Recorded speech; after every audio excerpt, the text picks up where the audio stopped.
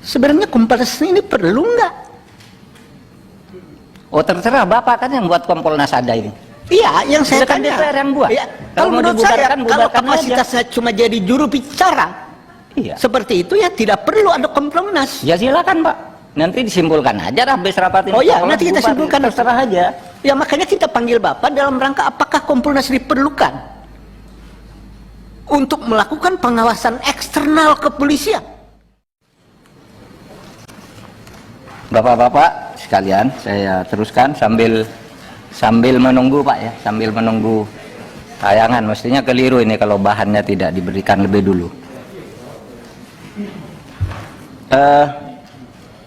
Kompolnas itu mempunyai dua posisi atau dua sikap terhadap kasus ini yang berubah dari skenario pertama dan skenario kedua.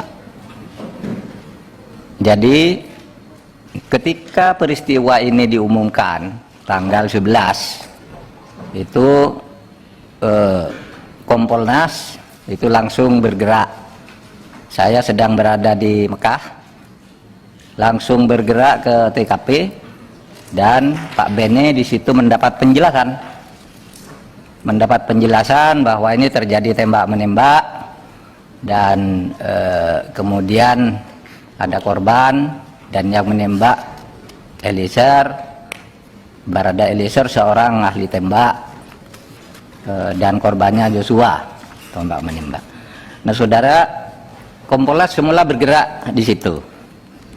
Tetapi waktu itu saya dari Mekah, dari Madinah, tanggal 13 saya melayani wawancara dengan sebuah televisi. Nampaknya itu tidak masuk akal yang diumumkan oleh Polri. Saya kira masih terekam di situ. Saya bicara dari Madinah lewat kalau tidak salah CNN Indonesia atau iNews gitu ya. Itu tidak masuk akal antara penjelasan dari fakta ke fakta, itu kaitan sebab akibatnya itu tidak jelas. Kalau hukum pidana itu kan harus ada, kalau ini dan seterusnya. Ini tidak masuk akal saya bilang. Sebab itu sangat meragukan. Tetapi dari TKP Pak Bene Mamoto dan kawan-kawan tetap berpegang pada skenario itu. Nah sesudah saya pulang, saya panggil melalui video conference semua anggota Kompolnas. Saya tanya apa sebenarnya yang terjadi. Skenarionya tanggal 17 Juli itu masih skenario pertama, basis skenarionya bahwa terjadi tembak-menembak. Sementara sudah beredar di luar. Ini Kompolnas dan Komnas HAM ini kok sepertinya tidak sensitif terhadap suara dari luar. Saya panggil Pak Bene Mamoto bersama Bu Pungki berdua ke rumah saya. Itu tanggal 24 saya panggil. Pak, gimana perkembangannya? Anda yakin nih? Ya Pak, itu dari lapangan, kami dapat dari lapangan. Oke, penyelidikan lain apa? Ya belum, semuanya harus dari situ. Nggak boleh masuk, nggak boleh tanyain itu semuanya. Oke, saya bilang. Ini ada isu di luaran bahwa Kompolnas dan Komnas HAM, saya bilang Komnas HAM, maaf ya. Saya bilang ke Pak Bene maksud saya. Kompolnas dan Komnas HAM ini sudah di-steer oleh sebuah skenario, saya bilang. Katanya udah ada yang dipanggil dan diarahkan untuk jawab gitu. Nah disitulah Bu Pungki lalu menjawab, itu saya Pak. Itu saya yang dipanggil oleh Pak Ferdi Sambo. Terus ya dia hanya nangis saja bilang, Mbak Pungki, saya ini didolimi, istri saya dilecehkan. Kalau saya di sana saya tembak sendiri dia. Ini kata Mbak Pungki, nih kata Mbak Pungki. Udah ada kata tembak sendiri. Oke, saya bilang. Terus siapa lagi? Saya bilang. Saya dengar dari, karena sidang DPR ya, saya buka aja. Saya dengar dari Komnas HAM juga. Siapa? Khairul Anam katanya. Dan izin Pak Mahfud. Ya. Kompolnas, Pak Mahfud sebagai Menko atau Ketua Kompolnas yang dalam hal ini bisa panggil Komnas HAM itu alasannya apa? Atau memang wewenang tugas Bapak bisa panggil Komnas HAM beserta Kompolnas untuk itu? Oh enggak, saya enggak pernah manggil, koordinasi aja seperti dikatakan oleh Pak Taufan, kita koordinasi terus gitu. Nah, saya enggak manggil, Khairul Anam itu telepon dulu, nah, lalu dia mau ketemu, menjelaskan. Saya kira kalau itunya enggak terlalu penting lah, koordinasi kita sudah berjalan terus. Koordinasi biasa? Koordinasi biasa, tukar informasi biasa, sering ke rumah juga, makan-makan kita, karena kita punya kepentingan tugas yang sama. Itu suatu kewajiban Pak Khairul Anam, Komnas HAM dipanggil sama beliau, suatu keharusan atau bentuk komunikasi saja atau gimana? Komunikasi, Pak. Itu. Ada pertanyaan loh, seorang Menko manggil Anda secara institusi, Anda disetujui sama komisioner lain enggak? Iya, kami yang sekarang paling intensif koordinasi adalah soal penyelesaian Papua. Koordinasi sama komisioner Anda yang lain enggak? Soal koordinasi. Itu urusan pribadi atau urusan institusi? Institusi, Pak. Koordinasi, ya, koordinasi. Soal misalnya tahapan kami penyelesaian Papua. Itu dilaporkan enggak ke internal Anda hasil pertemuan dengan Pak Mahfud? Iya, dilaporkan, Pak. Rame-rame mereka, Pak, bukan sendiri. Ya, ini saya kan tentang HAM berat juga sama. Sorry, Pak Mahfud dan Pak Khairul Anam. Pak Mahfud kan Menko merangkap Ketua Kompolnas. Ya. Kesannya adalah ini suatu panggilan. Kalau gitu, kapasitasnya, apakah Komnas HAM di bawah Menko? Enggak, Pak. Kan publik bisa menilai begitu. Ada sesuatu yang aneh juga gitu. Mungkin masuk ke substansinya? Hah? Mungkin masuk ke substansinya nanti disimpulkan aja bahwa begitu kan bisa. Ya, ini kan ada pertanyaan-pertanyaan Pak Mahfud, seolah-olah powerful Pak Mahfud, ya. Ini kita lihat juga, jangan bahasa yang ini yang tidak jelas harus kita perjelas hari ini semuanya.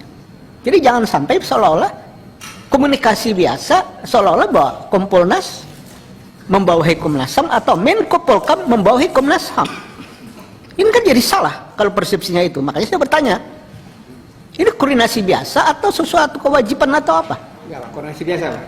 Tentang HAM berat, misalnya kita juga koordinasi. Tentang Paniai yang terakhir, kita koordinasi, Pak. Tentang penyelesaian konflik Papua, ya tentu kita harus koordinasi, Pak, karena nanti akan melibatkan pemerintah dalam proses dialog damai itu. Jadi seperti itu. Oke. Tidak apa-apa. Lanjut, Pak Mahfud. Terima kasih Pak Desmond yang terhormat. Saya lanjutkan. Jadi ketika saya bertemu dengan Pak Anam, Pak Khairul Anam, sama Pak ceritanya. Pak, saya betul-betul ketemu dengan Pak Sambo, tapi saya tidak berpengaruh sama sekali. Saya tetap profesional, gini. Terus gimana, Cek? Sama Pak Khairul Anam itu, Pak Khairul Anam sambil berdiri di tempat saya, berdiri di keliling gitu, berdiri betul. Begini loh Pak Sambo. Saya ini dianiaya gitu-gitu, bolak-balik. Saya sudah ditanya ada apa Bang, enggak tahu. Enggak menjelaskan apa-apa, hanya bilang dianiaya, didolimi, istri saya dilecehkan. Itu yang saya dengar. Lalu tentu saya lalu cari ke sumber luar, karena tidak ada di sini, saya tidak sebut orangnya, agar tidak dianggap mengada-ada. Karena bagi saya harus izin yang bersangkutan kalau saya menyebut dia. Saya tanya orang lain sama Pak, cuma begitu penjelasannya. Nah oleh sebab itu sudah itu saya panggil Kompolnas rapat lagi gitu. Kita balik basis senarionya sekarang. Senario kasusnya itu bukan tembak menembak. Coba masuk ke penembakan, pembunuhan, masuk ke situ coba. Kita terus koordinasi dengan Kapolri, dengan Polri, masuk ke sana, saling, saya komunikasi terus, sehingga pada akhirnya ketika keluarganya Pak Mas Joshua itu ke kantor saya, lalu muncul di situ malamnya Barada tersangka. Nah, sebelum itu Barada sudah mengakui sepenuhnya bahwa dia yang menembak seluruhnya. Itu yang diumumkan di Komnas HAM. Ya, begitu itu Barada mengaku dia yang menembak dan sebagainya tanpa penjelasan panjang. Dan itu bukan laporan Komnas HAM ke saya, itu ada di TV gitu. Oh iya sudah mengaku ini gitu kan. Jadi dia yang mengaku, tetapi begitu kita bicara-bicara tentang ini tidak bakal bisa menurut laporan Pak Benny Mamoto ke saya, Pak, ini tidak akan bisa dibuka kalau gitu. Ini tidak diadakan bedol deso. Kenapa? Semua tempat kejadian udah diacak-acak. Ini udah ganti, ini ganti, sudah tambah barang ini dari yang olah TKP pertama. Lama itu. Kapolri rupanya punya pikiran yang sama. Sehingga lalu diadakan bedol deso. Pada saat itu juga Barada mengaku bahwa sesudah dipisah dia dari komunitas, dia ngaku saya karena diperintah. Nah besoknya kan tidak bisa mengelak juga, akhirnya jadilah juga pengakuan dari yang bersangkutan. Nah kerja kompolnya sampai di situ aja gitu. Artinya kalau misalnya terjadi pembicaraan yang berulang, itu kan sebenarnya hanya rekaman lama di setel lagi, diubah kalimatnya gitu. Sebenarnya kalau mau bicara yang dengan saya, Kompolnas itu hanya terbatas beberapa kan, cuitan saya itu. Kalau ada yang beda dengan itu sudah. Pak Mahfud, sebentar saya hela. Kan selama proses yang luar biasa perkara ini melelahkan Republik ini, kan ada ungkapan Pak Mahfud tentang hanya bisa didengar oleh orang dewasa. Tweet-tweet Pak Mahfud ini mengundang pertanyaan banyak orang, dan akhirnya keramaian ini terus menerus melelahkan. Kan nggak mungkin Republik ini hanya ngurusin kasus tersangka Ferdi Sambo. Maka itu kiranya Pak Mahfud untuk menyampaikan apa sih yang Pak Mahfud sampaikan tentang menjijikan lah, atau hanya orang dewasa lah yang mendengar informasi ini. Silakan Pak Mahfud. Saya mengatakan itu, jadi begini, ketika kita menyampaikan ke publik terima kasih kepada Kapolri, sudah sama, sekarang bayinya sudah lahir, sudah selesai, silakan kerja, Kompolnas sudah selesai sekarang untuk mengangkat bayi itu bersama-sama. Lalu ada wartawan TV One, Pak, motifnya apa? Kan Kapolri sudah mengumumkan soal motif nanti di dalam. Pak, motifnya apa? Gitu. Tanya ke saya. Jangan tanya ke saya. Kalimatnya kan, jangan tanya ke saya kalau motif, ya. Jangan tanya ke saya kalau motif, itu biar nanti oleh penyidik. Ya.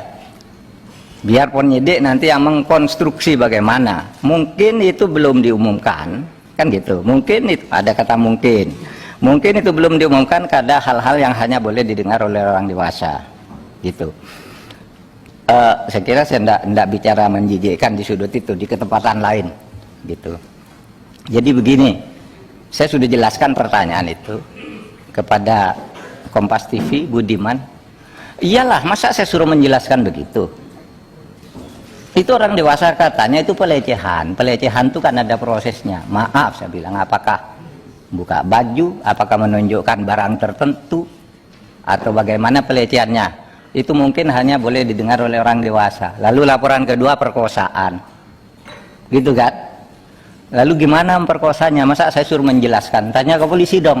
Dan itu nanti pasti dibuka oleh polisi, saya bilang. Saya sudah koordinasi, dibuka aja, saya bilang. Jangan ada yang ditutupi, gitu. Jadi penjelasannya itu aja. Saya tidak tahu menjijikan itu apa, gitu ya. Itu soal yang berbeda. Izin pimpinan, Pak Mahfud. Ya. Tugas Kompolnas itu apa? Diperjelas, Pak. Tugas Kompolnas itu apa sih sebenarnya? Tugas sangat ya. Saya ini Menko Polhukam. Ya. Ex officio Ketua Kompolnas. Kompolnas itu ikut mengawasi, memberi rekomendasi, tapi saya Menko Polhukam yang harus menerjemahkan setiap yang dikatakan presiden kepada publik. Misalnya gini, kalau sudah presiden bicara ke publik, menteri itu tidak usah tanya lagi. Dan yang saya tanya bukan Menko-nya, Pak. Tugas Kompolnasnya. Seandainya ini kan officio, tapi Kompolnas itu pengawas eksternal. Ya. Pengawas eksternal Polri. Eksternal atau internal? Pengawas eksternal Polri. Jadi dia mitra. Ya. Saya waktu ketemu pertama sebagai Kompolnas, saya bilang, Kapolri, saya tidak akan menjadi seperti Kompolnas dulu, seperti musuh.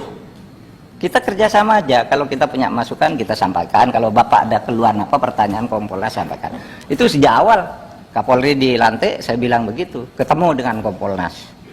Oleh sebab itu kita menempatkan diri sebagai mitra. Oke. Itu aja. Pak, kalau posisi sebagai mitra, ya, apa bedanya dengan DPR? Sama saja. Sama saja dengan LSM, dengan media kan juga sama aja, boleh bicara apa saja. Tidak mampu melakukan atau tidak punya perangkat untuk melakukan penyidikan. Dalam hal ini maka Bapak berdiskusi dengan Komnas HAM, saya paham. Tangan Komnas HAM harapannya bisa menginformasikan sesuatu kepada Kompolnas. Saya paham. Iya.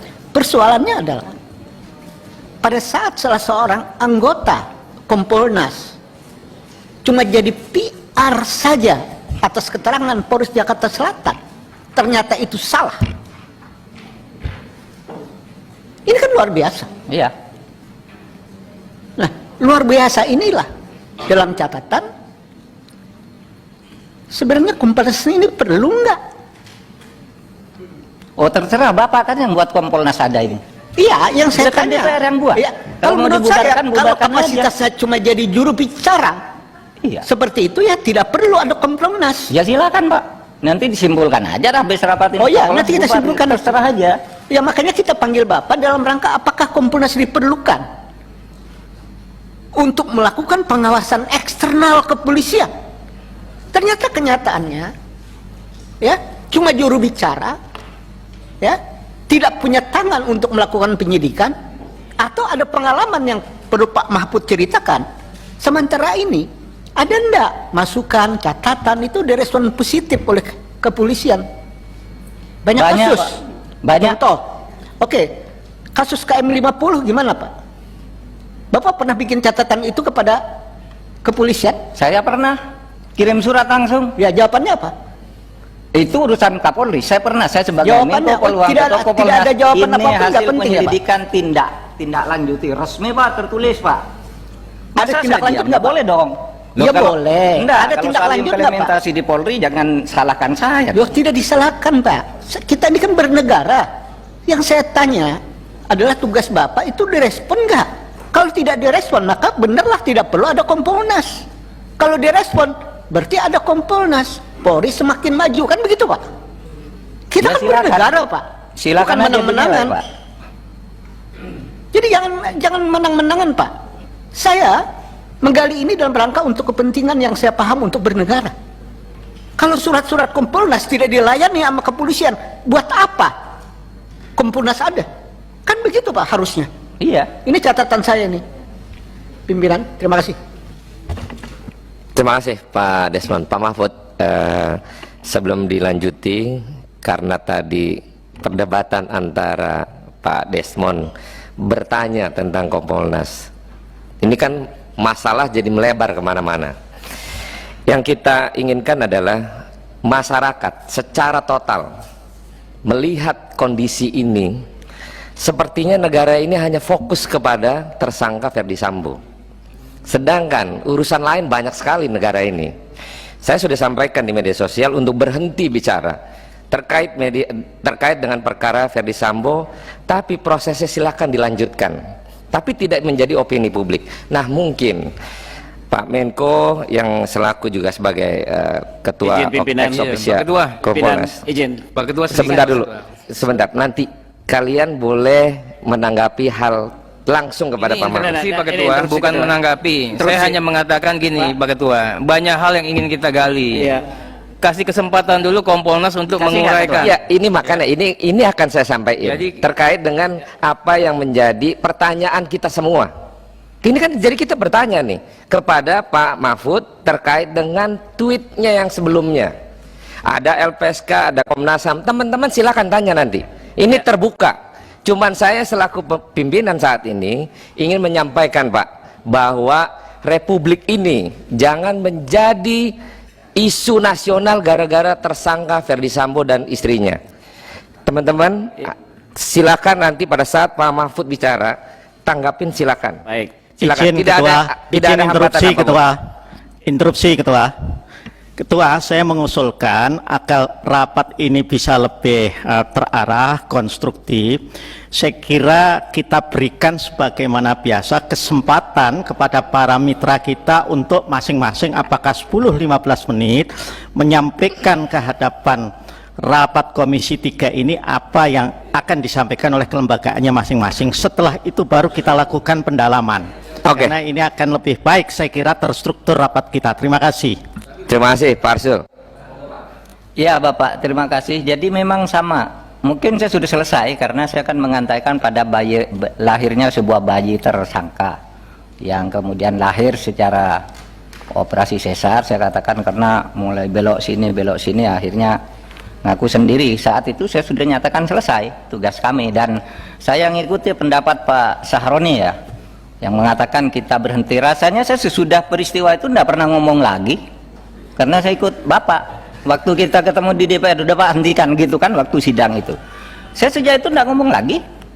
Waktu sidang paripurna itu, ini yang muncul setiap hari ini kan lama digunting ini, diganti judul, gunting ini. Seperti yang Pak Benny Mamuto, di setel terus omongannya seakan-akan baru ngomong tadi malam, padahal itu yang dulu digunting-gunting. Nah itulah media sekarang. Kalau saya memang udah berhenti dan baru sekarang ngomong lagi karena diundang Bapak ke sini. Kan gitu. Makasih Pak.